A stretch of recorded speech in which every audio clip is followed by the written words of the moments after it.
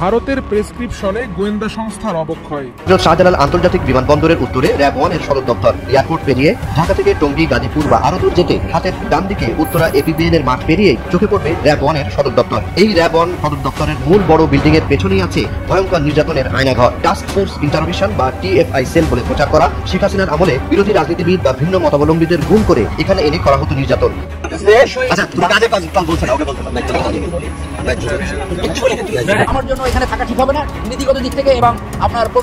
মানবতার বিরুদ্ধে অপরাধ এবং গুম খুনের মতো ভয়াবহ অভিযোগে অভিযুক্ত 15 জন সেনা কর্মকর্তার মামলায় নতুন মোড়। অভিযোগ রয়েছে তৎকালীন প্রধানমন্ত্রী শেখ হাসিনার নির্দেশে এই দমন পীড়নের মূল হাতিয়ার হিসেবে ব্যবহার করা হয়েছিল দেশের আইন শৃঙ্খলা রক্ষাকারী বাহিনী এবং সেনাবাহিনীর কিছু বিপদগামী সদস্যকে। এখানে এনে করা হতো নির্যাতন, যে নির্যাতন হার মানাতো সব মানবতাকে। গত রাতে ক্যান্টনমেন্টে ওয়াকারুজ্জামানের সাথে বিএনপির একটি সিনিয়র গ্রুপের গোপন মিটিং এর দাবি করলেন বাংলাদেশের একজন জনপ্রিয় অ্যাক্টিভিস্ট পিনাকি ভট্টাচার্য। ঢাকা ক্যান্টনমেন্ট থেকে 46 ব্রিগেডের 8টা এপিসি মুভ করে জিয়া কলোনি থেকে বাইর হয়। 11ই অক্টোবর রাতে 1:30 থেকে 2টার মধ্যে ঘটনাটা ঘটে। 4টা বাইর হয় আর 4টা বাইরে থেকে ভিতরে ঢোকে। সম্মানিত দর্শক, আসসালামু আলাইকুম। নতুন একটি নিউজে আপনাকে স্বাগতম। প্রিয় দর্শক, এবার সন্ধান মিলল র্যাবের নতুন আয়নাঘরের। সাজেদুল সুমনের মেয়ে জানালেন র্যাব 1-এর আয়নাঘর কোথায়। ভিডিও ভাইরাল, দেশ জুড়ে ব্যাপক তোলপাড়। এদিকে বড় ধাক্কা, পিছু হটলেন প্রধান আইনজীবী। 15 সেনা কর্মকর্তার মামলায় নাটকীয় মোড়। কি চলছে সেনাবাহিনীর অন্দরমহলে? অপরদিকে বিএনপি নেতাদের সাথে সেনাপ্রধানের গোপন বৈঠক, সামরিক কুর গুঞ্জন। কি খেলা চলছে পর্দার আড়ালে? অবশেষে সকল গোপন তথ্য ফাঁস করে দিলেন জনপ্রিয় সাংবাদিক মাসুম মাহবুব। প্রিয় দর্শক, রাজনীতির অন্দরমহলের সর্বশেষ খবরাখবর নিয়ে করা আমাদের আজকের ভিডিওতে অত্যন্ত গুরুত্বপূর্ণ তথ্য শেয়ার করা হয়েছে। দয়া করে ভিডিওটি শুরু থেকে শেষ পর্যন্ত ধৈর্য সহকারে দেখে একটি লাইক দিয়ে সবাইকে বেশি বেশি করে শেয়ার করে দিবেন।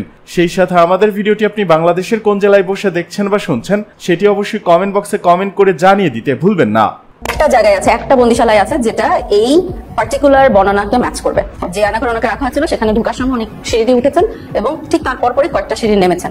রাজধানীতে হযরত শাহজালাল আন্তর্জাতিক বিমানবন্দরের উত্তরে র্যাব 1 এর সদর দপ্তর। এয়ারপোর্ট পেরিয়ে ঢাকা থেকে টঙ্গী, গাজীপুর বা আরো দূর যেতে হাতের ডান দিকে উত্তরা এপিবিএন এর মাঠ পেরিয়ে চোখে পড়বে র্যাব 1 এর সদর দপ্তর। এই র্যাব 1 সদর দপ্তরের মূল বড় বিল্ডিং এর পেছনেই আছে ভয়ঙ্কর নির্যাতনের আয়নাঘর। টাস্ক ফোর্স ইন্টারোগেশন বা টিএফআই সেল বলে প্রচার করা শেখ হাসিনার আমলে বিরোধী রাজনীতিবিদ বা ভিন্ন মতাবলম্বীদের গুম করে এখানে এনে করা হতো নির্যাতন, যে নির্যাতন হার মানাতো সব মানবতাকে। 2013 সালের ডিসেম্বরে বিএনপি নেতা সাজেদুল ইসলাম সুমন সহ 8 জন গুম হন সে সময়ের র্যাব 1 এর অধিনায়ক লেফটেন্যান্ট কর্নেল কিসমত হায়াতের অধীনে। সাজেদুলের পরিবারের মাধ্যমে জানা যায় র্যাব 1 এর আয়নাঘর সম্পর্কে। র্যাব 1 এর তখনকার সিও কিসমত হায়াত একটা ফোন নাম্বার দিল, তো আমরা কিছু করতে পারবো না, এরা করতে পারে। ওই ফোন নাম্বারটা ছিল জিয়াউল হাসানের অফিসের ফোন নাম্বার। আমরা দরখাস্ত করি, জিয়াউল হাসানের কাছে যাই, কিসমত হায়াতের কাছে যাই, বারবার স্বরাষ্ট্রমন্ত্রীর কাছে যাই। জিয়াউল হাসান সাহেব বলছে যে এরকম অনেক র্যাবের পোশাক পাওয়া যায়, কিনতে পাওয়া যায়, এরকম বহুত মানুষ কিডন্যাপ হয়েছে, এরকম আছে। এটা আমাদের মানে র্যাব কিছু করেনি, আমাদের প্রশাসন থেকে কিছু হয় না, এটা কেউ কিডন্যাপ করে নিয়ে গেছে। বাবু মা মনে আছে তোমার? র্যাব 1 এর ভিতরে বড় জায়গা ছিল, ওখানে হচ্ছে ওরা একটা সাইডে কুকুর পালতো আর একটা সাইডে কিছু খরগোশ পালতো। তা আমি হচ্ছে এগুলো দেখছিলাম। তো আমি এগুলো দেখতে দেখতে হঠাৎ করে আমি একটা বিল্ডিং দেখতে পাচ্ছিলাম, যে বিল্ডিংটা ছিল অনেক পুরানো, চালা পড়া, তারপর হচ্ছে দেখতে খুবই হরিবল লাগতেছিল, ভূতের বাড়ির মতন একটা বিল্ডিং। আমার ওই বিল্ডিংটা দেখে মানে আমার কেন জানি মনে হয়েছিল যে ওটার ভিতরে মানুষ আছে এবং ওটার ভিতরে আমার বাবা আছে। ঢাকা ময়মনসিংহ মহাসড়কের পূর্ব দিকে র্যাব 1 এর বড় বিল্ডিং এর পেছনে গোপন বন্দিশালা বা আয়নাঘর। মহাসড়কের পাশেই গাছপালা ঘেরা এমন পুরনো এক বিল্ডিং। বাইরে থেকে বোঝার উপায় নেই এখানে ভয়াবহ নির্যাতনের শিকার হয়েছেন কত শত মানুষ। এই আপনার ফলক, এই আহাত আর হচ্ছে ওবাদুল কাদের, এই লোকগুলা বুদ্ধিতে সেটা দেশ চালালাম। এই ধরতে বলছি, আসতে বলছি, আমি সরকার দায়িত্ব পালন করছি, আমি রাখছি, এখন আমি ছেড়ে দিচ্ছি, শেষ। আমি তো সরকারি কাজ করছি। 5 আগস্টের পর আমি যখন র্যাব অফিসে ঢুকছি, আমাকে নিয়ে যাওয়া হচ্ছে ওই বিল্ডিংটার কাছে যেটাতে আমি যেতে চেয়েছিলাম 12 বছর আগে। আমাকে বললো কি যে ওই সেল গুলোতে নাকি আমার বাবা ছিলেন 12 বছর আগে। আমার বাবা যদি ওখানে বুঝতে পারতো যে ওখানে আমি আছি, আমি মনে করি দুনিয়ার পৃথিবীর শেখ হাসিনা কেন কোনো ক্ষমতারই সাধ্য ছিল না যে আমাকে ওইখান থেকে বের করে আনতে না পারে। আমার ভিতরে অস্বস্তি হয়, আমার গিল ফিল হয়, শুনেছি আমি আমার বাবাকে বের করে আনতে পারি।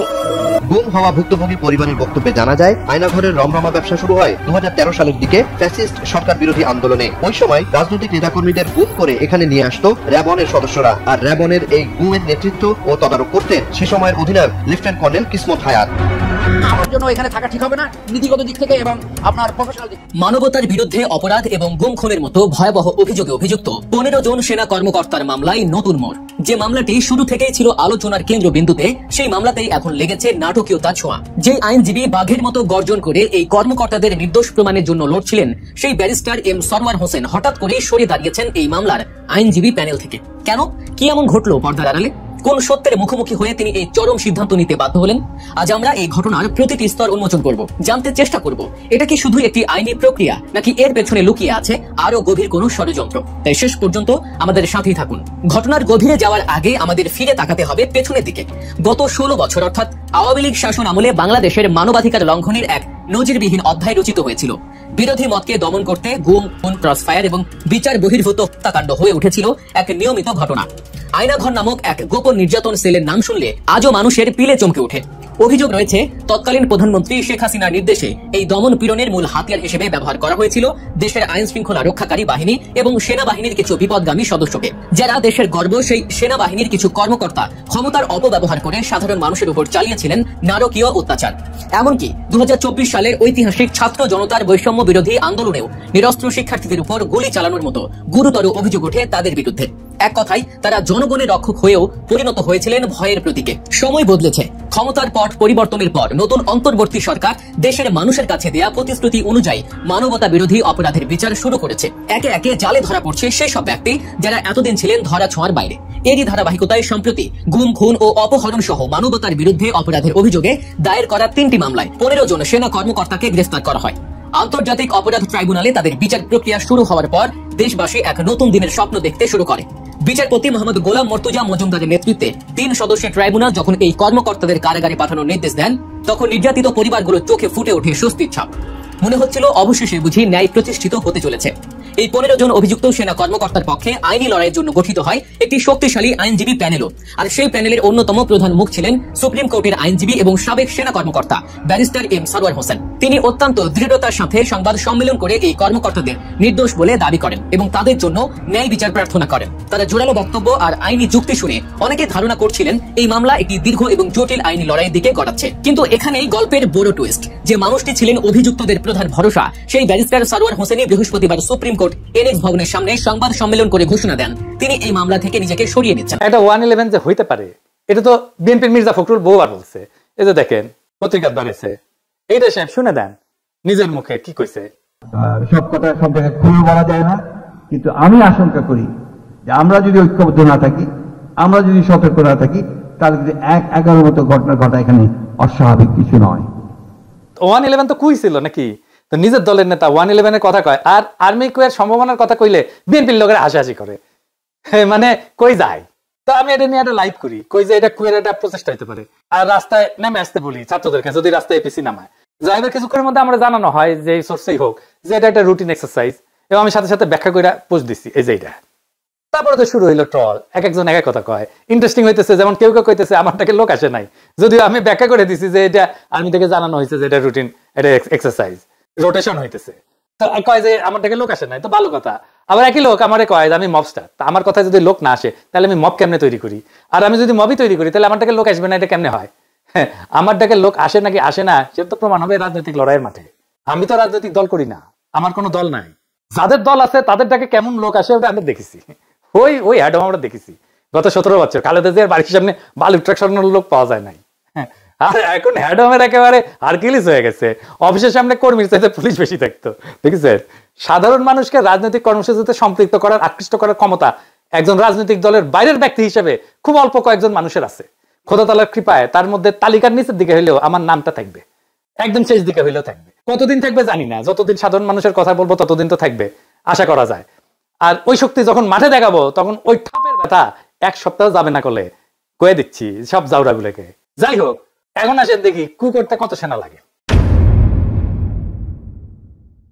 মুজিবরে ফুটা করতে সাকুল্যে 300 সোলজার গেছিল, জিয়াকে হত্যা করতে গেছিল মাত্র 40 জনের একটা দল। একটা কু করতে বেশি লোক লাগে না রে বেকুবের বাচ্চা গান্ডু। বাংলাদেশ ঘর পড়া গরু, তা আমরা সিঁদুরে মেঘ দেখলে ভয় পাবো। 8টা এপিসি আর 16 জিপ সৈনিক যে কোনো দুর্ঘটনা ঘটানোর জন্য যথেষ্ট। নিজেদের একটা নৌবহর শান্তির সময় এক জায়গা থেকে অন্য জায়গায় গেলে শত্রু দেশকে ইনফর্ম করে সেনাবাহিনী, সিভিল প্রশাসনকে না জানায় গভীর রাতে এপিসির মুভমেন্ট, এটা কোনোভাবে গ্রহণযোগ্য না।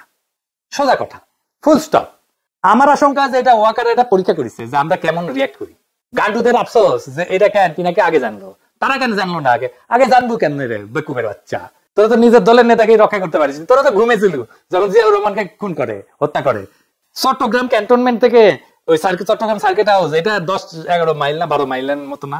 এই 12 মাইল আসলো একটা গ্রুপ সন্দেহজনক ইয়েতে, কেউ খেয়াল করলো না। এই তো হইতেছে ইন্টেলিজেন্স। তো ঘুমেছিল কে তোরা? তোরা তো জায়গায় থাকলে কবার পারলো নি যে আমরা যাচ্ছি বাঁচানোর জন্য, যাচ্ছি আমাদের প্রেসিডেন্টকে? পারিস নাই তো। সজাগ থাকলে তো করবো। তো ঘুমাস তো, নাক ডেকে ঘুমাস না, ঘুমানোর সময় আবার নাকও ডাকে তোকে। এদিকে সাহেব নাক ডাকার একটা সাউন্ড দেয়, ট্যাঙ্কার নাক ডাকে বিএনপির লোকগুলো, সেটা দেখি। কেউ কইতেছে আমি আরো কেন কনফার্ম হইলাম না। আর আমার কাছে তো রিয়েল টাইম তথ্য আছে সিভিল প্রশাসনের শীর্ষ পর্যায় থেকে। 46 ব্রিগেডের ব্রিগেড কমান্ডার মফিজুলের ফোনে 1000টা ফোন করা হয়েছে নানা মানুষকে দিয়া, আর মফিজ মিয়া ফোন ধরে না। তো আপনার কি মনে হয় যে সে ঘুমাইতেছিল? মোটেই না, ইচ্ছা করে ফোন ধরে না। এই সময় কি করা যায়, কি করা উচিত? চুপ করে বসে থাকা, কনফার্ম করা, আর কি করে ফেলবো? এই প্রসঙ্গে কর্নেল মোস্তাফিজের বক্তব্য শুনি, কি কইছে। পিনাকি তাকে দেখছেন একটা লাইভ করতে যে 46 ব্রিগেডে একটা মুভমেন্ট হয়েছে। হ্যাঁ, this is a routine movement, but এটা প্ল্যান করে এখন নিয়ে আসা হয়েছে। কাদেরকে থামানোর জন্য? যে ছেলেগুলা রাস্তা নামছিল বলার জন্য যে এই যারা গুম খুনের সাথে জড়িত তাদেরকে পুলিশের কাছে হ্যান্ড ওভার করে দিতে হবে, তাদেরকে যেন জেনারেল ওয়াকার বাঁচাইতে না পারে। এটা কভার করার জন্য একটা চিকন বুদ্ধি করছে। মানে আমি এটা কেমনে জানলাম? আমি তো সবসময় এটা নিয়ে অনেকে ফান করে। যারা ওয়াকারের পালিত কিছু কুকুর আছে, কিছু হলেই আইসা যুক্তিতর্ক বাইর হয়ে যায় আর কি, যেখানে সেখানে আমি লাইভ করি। ওই কুকুরগুলা তখন যে এই সুযোগটা নিছে আর কি, কুকুরগুলা দিয়া স্প্রেড করা যে সাপও মারলো লাঠি মানে ভাঙলো না। কি যে এই এপিসি মুভমেন্টটা ইচ্ছা করে এই টাইমে করা হয়েছে যেন এটা একটা থ্রেট হয়। সবাই যে গরম হয়েছে, আমি জাস্ট ভারমন্টের দিকে আইসা আলবেনিতে লাঞ্চ করার জন্য রেস্টুরেন্টে উঠছি, সাথে সাথে 4-5 জন আমাকে ফোন করছে যে এই হইতেছে হোয়াট ইজ দ্য নিউজ। আমি কয়েকজনের কাছে নিউজ দিলাম, তাদের কোনো রেসপন্স পেলাম না। অবশ্যই মনে হলো এরকম একটা হলে তো আমার 1-to-1 জানার কথা, হ্যাঁ গ্যারান্টি। এই যে 46 যে মুভমেন্ট হচ্ছে ভিডিওদের কাছে চলে গেছে, এটি হচ্ছে মেইন জিনিস। এটা থেকে শিক্ষা গ্রহণ করতে হবে আমাদের জেনারেল ওয়াকার জানায় যে আপনি ইচ্ছা করলে কিছু একটা করলে পার পাবেন না, এটা ভালো মতোই জানেন। বিএনপির গান্ডুগুলারে কই শহীদ প্রেসিডেন্ট জিয়াউর রহমান ডিফেক্টো এবং ডিজুরা মিলায় ক্ষমতায় ছিলেন 5 বছর 6 মাস 23 দিন। কয়া দিলাম লিগে রাখে। এর মধ্যে কু হয়েছে কয়টা জানেন? 19টা। শেষবার কু করছিল 24 ইনফ্যান্ট্রি ডিভিশনের জিওসি মেজর জেনারেল মঞ্জুর, যিনি একসময় জিয়ার অত্যন্ত ঘনিষ্ঠ মিত্র ছিলেন। সেইবার আর উনি সার্ভাইভ করতে পারেন নাই। কয়েক মাস পর পর একটা করে কু হইতো। গোয়েন্দা সংস্থা থেকে কিন্তু জিয়াউর রহমানকে সতর্ক করা হয়েছিল, কর্ণপাত করেননি। অ্যান্থনি মাসকারেনাসের মতে জিয়া ব্যক্তিগতভাবে মঞ্জুরকে গভীর সম্মান করতেন।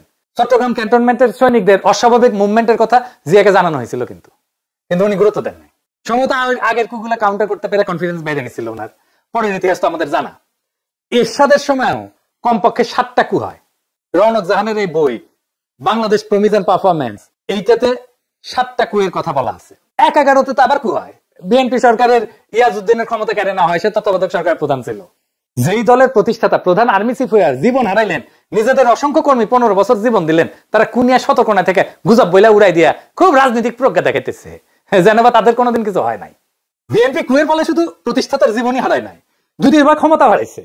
প্রেসিডেন্ট সাত্তার নির্বাচিত সরকার ছিল, তারে কু করে কে হটাইছে? এরশাদ হটাইছে। তাহলে বিএনপি সরকার কুয়ের মাধ্যমে তো হটাইছে। আব্দুর রহমান বিশ্বাসের সময় কু করার চেষ্টা করছিল জেনারেল নাসিম। 2007 সালে জেনারেল নাসিমকে তো ভালোবেসে বিএনপি তাদের আর্মি চিফ বানাইছিল। তো তারপরে তারেক রহমানকে দইরা নির্যাতন করছে কি? আর্মি করছে তো নাকি? এই আর্মিরাই তো ম্যাডামকে মনিলরের বাড়ি থেকে বাইর করে ওই বাড়ি মাটির সাথে মিশিয়ে দিছে। 111-এর কু করে বিএনপি প্রেসিডেন্ট ইয়াজউদ্দিনকে হটাইল না তত্ত্বাবধায়ক সরকারের প্রধানের পদ থেকে। এদিকে বাংলাদেশে আওয়ামী লীগ, ছাত্রলীগ, যুবলীগের রাজনীতি করার কোনো অধিকার নেই জানালেন সাদিক কায়েম। যারা বাংলাদেশপন্থী তারাই এদেশে রাজনীতি করবেন বলে মন্তব্য করেছেন ঢাকা বিশ্ববিদ্যালয়ের কেন্দ্রীয় ছাত্র সংসদ ডাকসুর ভিপি সাদিক কায়েম। তিনি বলেছেন, যারা ফ্যাসিবাদ কায়েম করেছে, যারা আয়নাঘর তৈরি করেছে, যারা গুম খুন করেছে, তাদের রাজনীতি করার কোনো অধিকার নাই।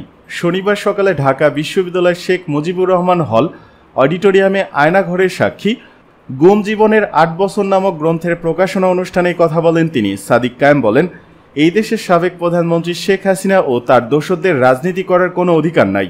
আওয়ামী লীগের দোসরদের যেখানেই পাওয়া যাবে তাদের ধরে থানায় সোপর্দ করার আহ্বান জানান।